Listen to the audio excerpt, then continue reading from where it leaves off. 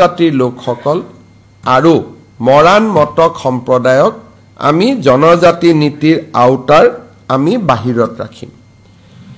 কেবিনেটে আজি চাহ জনগোষ্ঠীৰ লোকসকলক মাটিৰ পট্টা দিয়াৰ বাবে মই মৰিয়নিত যি ঘোষণা কৰিছিলোঁ তাৰ সম্পৰ্কত আজি কেবিনেটত ডিটেইলছ আলোচনা হয় আমি দেখা পাওঁ যে যদি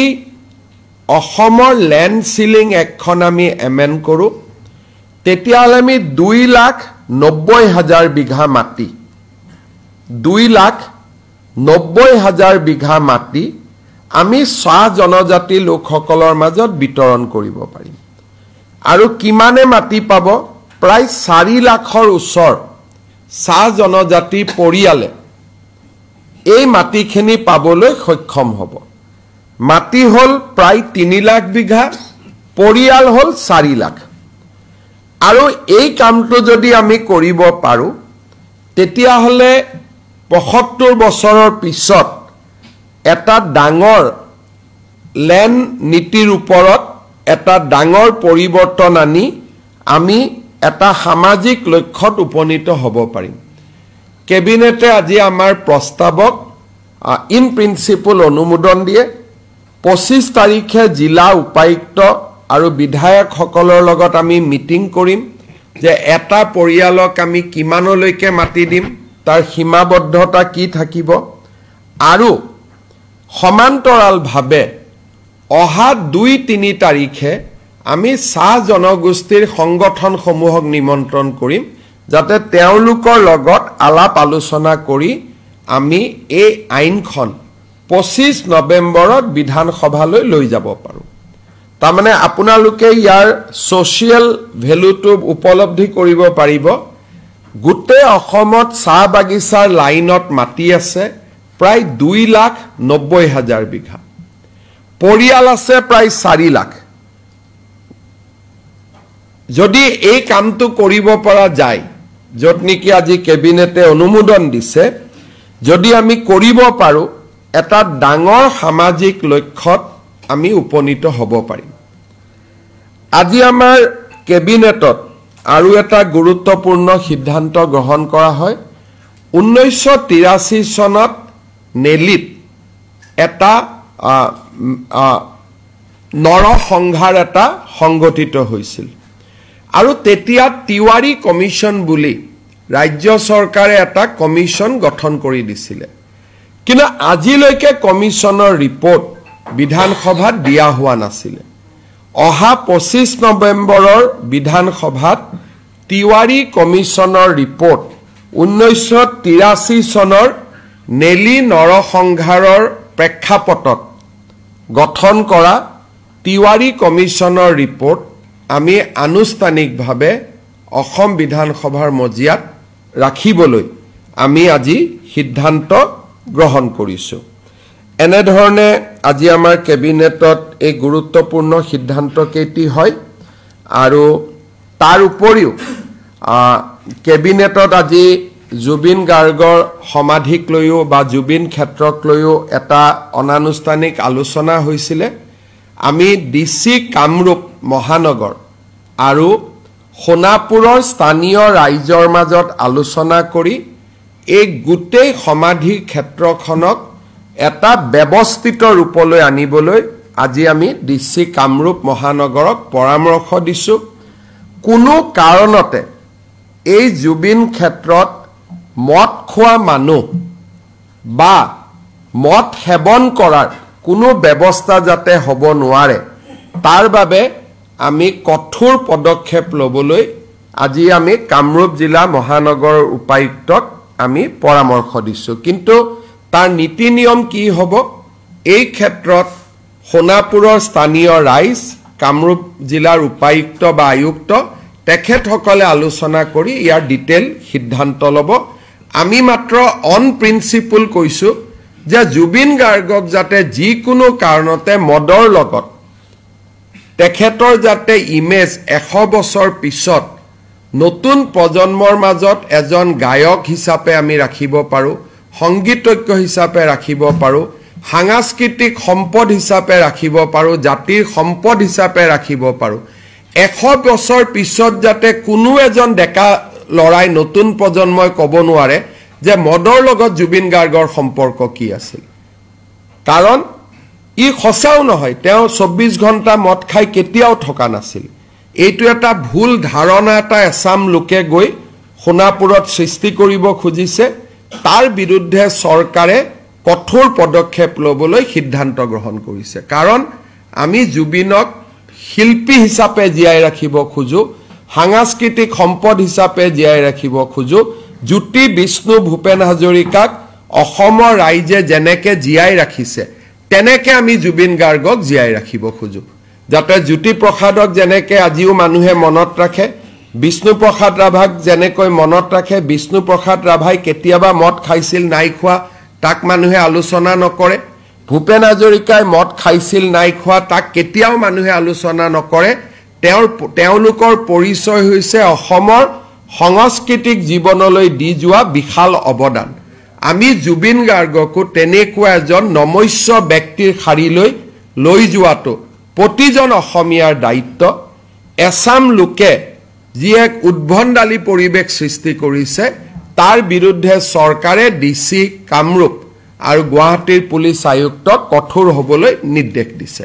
কেবিনেটত মোটামুটি আজি লোৱা সিদ্ধান্ত এইকেইটা Sir, can you please repeat the cabinet meeting in English? It will be difficult. You have to translate yourself because it will be. Very important of the child policy. So we are relaxing 2 child norms. So far as tribal people are concerned, tea garden people are concerned, Moran and Motok community are concerned because they are micro community. If we restrict on their population, so they may cease to exist after 50 years. So we have taken opinion from various social scientists and we have come to the conclusion that our strict population control policy need to be relaxed so far as these 4 communities are concerned. Sir, ছয় জনগোষ্ঠীৰ যিটো জনজাতিকৰণৰ যিটো বিষয় সেই বিষয়টো সেইদিনাখন আপোনাৰ ট্ৰাইবেল সংঘই কৈছিল যে আহোম যিটো জাতি সেই জাতিটো সোমাব নালাগে চাওক আমি ইয়াৰ ওপৰত কমেণ্ট নিদিওঁ মন্ত্ৰী সভাৰ কমিটিয়ে প্ৰতিবেদন দিব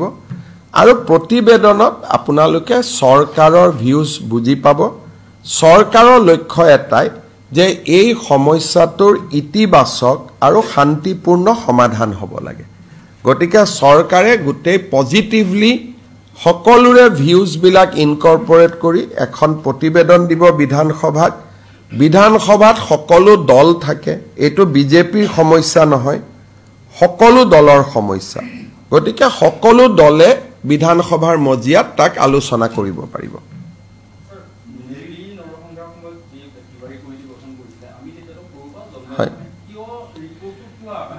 তাত দুটা কথা আছে এই ৰিপৰ্টটোৰ যিকেটা কপি অসম চৰকাৰৰ লগত উপলব্ধ আছিল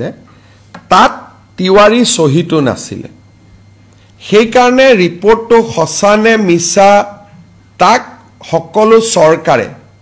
ব্যাক ষ্টেজত আছিল যে আমি ৰিপৰ্টটো দি দিম কি জানি মানুহে কয় নহয় আমি এই ৰিপৰ্টটো লিখা সেই সময় যিসকল ক্লাৰ্ক আছিল তাৰ সচিব আছিল আমি অফিচাৰ পঠিয়াই বিভিন্ন জনৰ লগত ইন্টাৰভিউ ললো পিছত আমি ফৰেনসিক টেষ্ট কৰিলো কৰি আমি গম পালো যে ৰিপৰ্টটো আসলতে হসা ৰিপৰ্ট সেই কাৰণে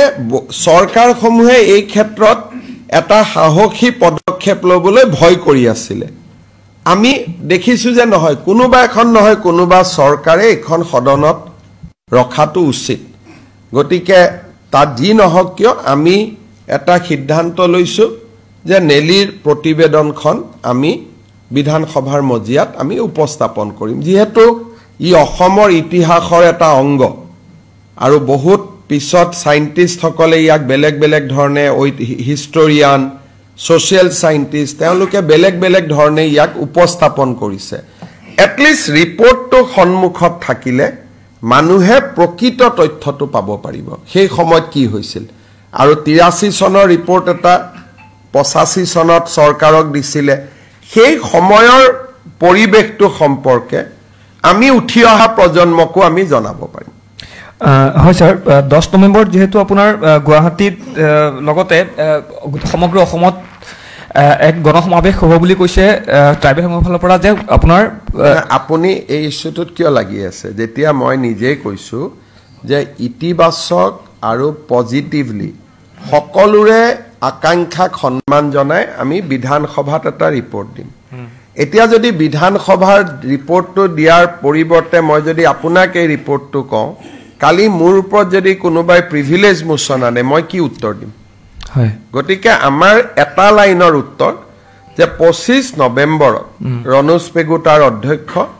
সকলো জাতি জনগোষ্ঠীৰ আশা আকাংক্ষাক সন্মান জনায় হয় 6 জনগোষ্ঠী হওক জনজাতীয় লোকসকল আমি এখন প্ৰতিবেদন দাখিল কৰিম আৰু প্ৰতিবেদনখন পঢ়িলে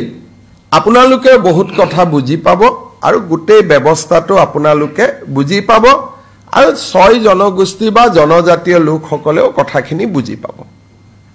CM sir, yesterday you said that you will bring a bill on love jihad to end love jihad. Today we have not discussed, but yes, we are in process of bringing the bill. But today in cabinet we have not discussed both the bill because 25th November it will come. There will be 4 or 5 cabinet in between,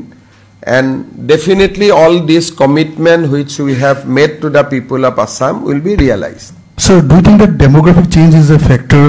Today, I am just briefing the cabinet decision, and in this cabinet, we have not discussed those 2 bills. নিযুক্তিখিনি বৰ্তমান অসমৰ পৰিৱেশটোৰ কাৰণে আমি অলপ অপেক্ষা কৰিছিলোঁ 1 তাৰিখৰ পৰা ডিপাৰ্টমেণ্টবিলাকৰ লটাৰী আৰম্ভ হ'ব কোন ডিপাৰ্টমেণ্টত যাব ইন দি মিন টাইম প্ৰাথমিক শিক্ষকৰ ৰিজাল্ট এটা দিব বাকী আছে গতিকে অক্টোবৰৰ ভিতৰত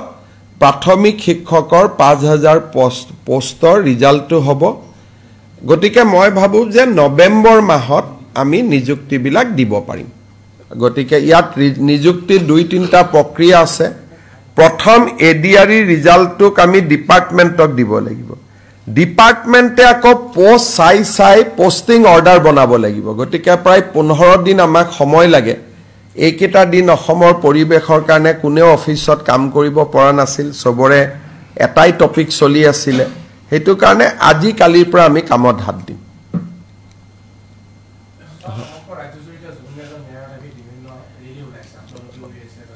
ন্যায়টো দিবই লাগিব ভাল কথা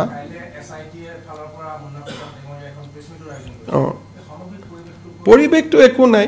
যে আমি ইয়াত ব্লেম গেম কৰি কি লাভ হ'ব চাৰ্জশিট আমি দিমেই ন্যায়ালয়ে ন্যায় দিব গতিকে ইয়াত যিসকলে আন্দোলন কৰে বা ন্যায়ালয়ক আমি বিশ্বাস নকৰো তেওঁলোকৰ কাৰণে এইটো সমস্যা বিজেপি ওলাই আছে ন্যায়ালয়ৰ ওপৰত আমাৰ বিশ্বাস আছে গতিকে যিসকলে ন্যায়ালয়ক বিশ্বাস নকৰে তেওঁলোকে এই ধৰণৰ ব্যৱহাৰ কৰি থাকিব কিন্তু অসম চৰকাৰ বা মোৰ বিশ্বাস আছে যে এসআইটিয়ে ভাল কাম কৰিব আৰু ৰাইজে যি বিচাৰে এসআইটিয়ে সব কৰিছে সিঙ্গাপুৰ যাব লাগে ঘটনাস্থলীত যাব লাগে দ্বিতীয়বাৰ পোষ্টমৰ্টেম কৰিব লাগে যিমান পৰামৰ্শ দিছিল আমিতো সব কৰিছো এটা পৰামৰ্শ দিয়া মানুহবিলাকে আকৌ আন্দোলন কৰিব খোজে কিন্তু তেওঁলোকৰ যদি কিবা কথা আছে জাস্টিস সৌমিত্ৰ শইকীয়া আয়োগকহে জনাব লাগে আমাৰ প্ৰসেছন কি বিজেপিৰ প্ৰসেছন সিম্পল ন্যায়ৰ ওপৰত আমাৰ বিশ্বাস আছে এসআইটিয়ে পানী নহৰকা অভিযোগনামা দিয়ক আমাৰটো সিম্পল দুটা কথা আৰু ন্যায়টো তেনেকেই পায় বেলেগ ধৰণেতো ন্যায় নাপায় গতিকে যিসকলে কৈ আছে ন্যায় লাগে মুখ্যমন্ত্ৰীও কৈ আছে ন্যায় লাগে মইতো জুবিন অনুৰাগী গতিকে আমি সকলোৱে কৈ আছো ন্যায় লাগে কিন্তু ন্যায় দিব কোনে জুনে আদালতত ন্যায়াধীশৰ আসনখনত বহি আছে আৰু তাত অভিযোগনামা কোনে দিব এসআইটিয়ে দিব এসআইটিয়ে ইতিমধ্যে প্ৰতিশ্ৰুতি দিছে যে নিৰ্ধাৰিত সময়ৰ ওপৰত আমি অভিযোগনামা দিম এতিয়া দুই এজনে চিন্তা কৰি আছে যে যদি অভিযোগনামা দি দিয়ে এইটোতো ডাঙৰ ঘটনা হ'ব, ন্যায় পাই যাব। সেইকাৰণে দুই এজনে SITক দিগদাৰি কৰিব চেষ্টা কৰি আছে যাতে জুবিনে ন্যায় নাপায়। ইটো প্ৰশ্ন কৰে, সিটো প্ৰশ্ন কৰে, কোনোবাই কয় CBIক দিব লাগে, অমুকক দিব লাগে। কিছুমানে চেষ্টা কৰি আছে যাতে জুবিনে ন্যায় নাপায়। কিন্তু মই জুবিনৰ প্ৰচণ্ড অনুৰাগী, গতিকে মই ন্যায় দিয়াৰ ক্ষেত্ৰত মই কোনো ক্ষেত্ৰতে কম্প্ৰমাইজ নকৰোঁ। কাৰণ মই জুবিনৰ নতুন অনুৰাগী নহয়। যিসকল জুবিনৰ নতুন অনুৰাগী হৈছে মৃত্যুৰ পিছত, তেওঁলোকে ইয়াত বিধি পখালি দি আছে। এটা আপোনালোকে চাওকচোন, জুবিনৰ বোলে ধৰ্ম নাই, জাতি নাই, তাৰমানে জুবিন অসমীয়া নহয় নেকি? জাতি নাই বুলি ক'লেতো তেওঁ অসমীয়াত্বটো হেৰাই যাব। এই বাওঁপন্থী লোকসকলে কি উলিয়াই আছে? মোৰ ধৰ্ম নাই, মোৰ জাতি নাই, মই মুক্ত। তাৰমানে কি জুবিন অসমীয়া নহয়? হিন্দুটোতো লৈয়ে গ'ল, লগত এতিয়া অসমীয়াটোও লৈ যাব নেকি আপোনালোকে? ধৰ্মটো মানি ল'লো, ধৰ্ম নাই, এটা জাতি নাই বুলিও কম নেকি? জুবিন অসমীয়া হয়নে নহয়? হয়নে নহয়? আপোনালোকে মানে নে নাই? এটা জাতি নাই বুলি ক'লেতো তেওঁৰ অসমীয়াও নোহোৱা হৈ যাব। কোনোবা অসমীয়া ৰেডি আছে এইটো মানি ল'বৰ কাৰণে? কাঞ্চনজংঘা চিনেমাৰ ডাইলগ লৈ এটা জুবিনক অসমীয়াও নোহোৱা কৰি দিব। হিন্দু নোহোৱা কৰিলে কৰিলে, এতিয়া অসমীয়াও নোহোৱা কৰি দিব। দুদিন পিছত মানুহে ক'ব এওঁতো ধৰ্মও নাই, জাতিও নাই। আজি কৈ আছে ধৰ্ম নাই, কালি নেক্সট লাইনটোতো মানুহ যাব জাতি নাই বুলি। গতিকে জুবিন এজন হিন্দু, ধৰ্ম আছিলে, জুবিন এজন অসমীয়া, তেওঁ জাতি আছিলে। দুইটা নাই বুলি কেনেকে ক'ব আপোনালোকে মোক কওকচোন? গতিকে এই ধৰণে এছাম লোকে উন্মাদৰ দৰে ব্যৱহাৰ কৰি আছে।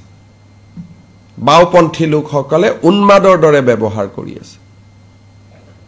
গোটেই গাত শিৱৰ এটা মস্ত টেটু, মোৰে নাই। মোতকৈতো জুবিন বেছি ডাঙৰ শিৱ ভক্ত, মোৰতো গাত একোৱে নাই। জুবিনে ইমান ডাঙৰ শিৱৰ ফটো ৰাখি থৈ দিছে, কয় ধৰ্ম নাই। জুবিনে অসমীয়া অসমীয়া বুলি চিঞৰি থাকিলে কয় জাতি নাই। কেনেকে হ'ব মোক কওকচোন? সেইকাৰণে 30 দিন মই মতা নাছিলো, এতিয়া প্ৰত্যেকটো কথাৰ আমি জবাব দিম। আৰু মানুহেও গম পালে, ফিল্ডত বিজেপিৰ মানুহ নলবাৰী মঙলদৈ প্ৰমাণ কৰি দিলে যে জুবিনৰ অনুৰাগী বুলি ক'লে হাজাৰ হাজাৰ অকল বিজেপিয়ে আছে, ওলাব পাৰে বিজেপিয়ে, বাকী নাই বুলি মই কোৱা নাই। কিন্তু আমি যে বিজেপি ক'তো ৰখাই দিব আমাক নোৱাৰে, এইটোতো আমি ৰাজপথত প্ৰমাণ কৰি দিলো যে বাওঁপন্থীৰ ওচৰত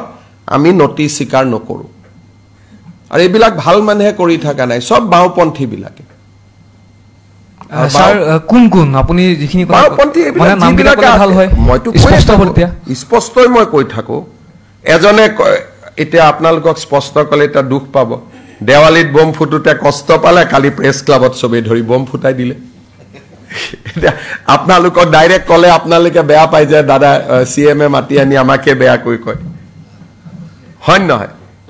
দেৱালীত বম ফুটাওতে এজন এডিটৰে টিভি ষ্টুডিঅ'ত বহি ইমান তালাফাল কৰিলে, তাৰ খঙতে পিছদিনা চবে বুজাই দিলে ই অসমৰ অভিভাৱক কেনেকে। কালি সেইখন পেপাৰৰে যেতিয়া মানুহ ইলেকশ্যনত জিকিলে, তেওঁৱে বজাই দিলে বম। তাৰমানে আপোনালোকে নিজে চিন্তা কৰক যে জুবিনক লৈ কেনেকুৱা ধৰণৰ এটা সস্তীয়া পৰিৱেশ এটা অসমত নিৰ্মাণ কৰা হৈছে। প্ৰথম দিনাখন হুলস্থুল, কিয় বম ফুটালে? ভাল কথা, ফুটাব নালাগে। মইতো কৈছিলো অকল বৰপেটা, মইতো বাকী একো কোৱাও নাছিলো। ফুটালে, কালি গৈ প্ৰেছ ক্লাবৰ ইলেকশ্যনত তেওঁলোকৰ মানুহ জিকিলে বোলে, দিলে বম ফুট। এতিয়া সেইটো কথা ক'লে ক'ব যে মুখ্যমন্ত্ৰীটো সাংবাদিক বিৰোধী, হয় নহয়? এতিয়া মইতো মোৰো দোষ এটা মুখেদি ওলাই যায়, সঁচা কথাবিলাক কি ক'ম মই। আৰু খবৰবিলাকো মোৰ তাতে আহি যায়। বম ফুটোতেই মোলৈকে খবৰ পঠাই দিছে ফটোৰ সৈতে যে প্ৰেছ ক্লাবত বম ফুটি আছে। তাৰমানে অসমৰ মানুহক মানসিক চবে খালি হিন্দুৰ উৎসৱ কেইটাকে টাৰ্গেট কৰে। আপোনালোকে চাব এইবোৰ মানুহে এদিনো বেলেগ উৎসৱৰ কথা নকব অকল আমাৰ উৎসৱ কেইটাৰ পিছতে লাগে সেইটোৱে মোৰ দুখ লাগে আমাৰ মানুহে কিমান সন্মান দিছে দুৰ্গা পূজাৰ প্ৰত্যেকটো পূজা মণ্ডপত জুবিন গাৰ্গৰ ফটো কালী পূজা প্ৰত্যেকটো পূজা মণ্ডপৰ সন্মুখত জুবিন গাৰ্গৰ ফটো আমিয়ে জুবিনক সন্মান কৰি আছো আকৌ আমাকে দবাই থাকে এটো কেনেকৈ হ'ব পাৰে বোলে ধৰ্ম নাই জাতি নাই হাৰি এই অসমীয়াও নাই তাৰমানে এই অসমীয়াও নহয় হিন্দুও নহয় হ'ব পাৰে নেকি কওকচোন এখন সিনেমাৰ হেটো কাঞ্চনজংঘাৰ বিষয়ে কৈছে কাঞ্চনজংঘাৰ ধৰ্ম নাই এটো এটা শৃংগ হয় কাঞ্চনজংঘা জাতি নাই তেওঁ মুক্ত আকাশত আছে গতিকে মই মুক্ত কাঞ্চনজংঘাটোক গৈ পেলাই জুবিন গাৰ্গ বনাই দিলে হেটো কাঞ্চনজংঘাৰহে কথা কৈছে গতিকে এই কথাবিলাক আমি ইমান দিন কোৱা নাছিলো এটা লাহে লাহে ক'ব লাগিব নহলে সমাজখন বেলেগ লাইনত গুচি যাব নহয় দুখ লাগে নহয় জুবিনৰ সমাধিত গৈ এনেকৈ হাফৰত মদ ঢালি দিছে সাধা দিছে আৰে ফুল দিব লাগে গৈ পেলাই তানে 50 বছৰ পিছতো তাত যদি পৰম্পৰা হৈ যায় এইটো যে সমাধিত এইটো সমাধিত আহিলে সাধাই দিব লাগে এইটো সমাধিত আহিলে মদেই দিব লাগে তেতিয়া মানুহেতো বিষ্ণু প্ৰসাদ জ্যোতি প্ৰসাদ ভূপেন হাজৰিকাৰ লগত কম্পাৰিজন কৰিব নহয় যে হেতু সমাধিত সাধা দিব নালাগে ইয়াত সাধা দিব লাগে তাতে মদ দিব নালাগে ইয়াতে মদ দিব লাগে কিন্তু আমাৰ ভিতৰত ক'ব পাৰো অলপ সলপ মদটো কেতিয়াবা ভূপেন দাইও খাইছিল কিন্তু হেতুটো তেওঁৰ পৰিচয় নহয় পৰিচয় হৈছে তেওঁৰ সংগীত পৰিচয় হৈছে তেওঁৰ শিল্প পৰিচয় হৈছে তেওঁৰ বহল মনটো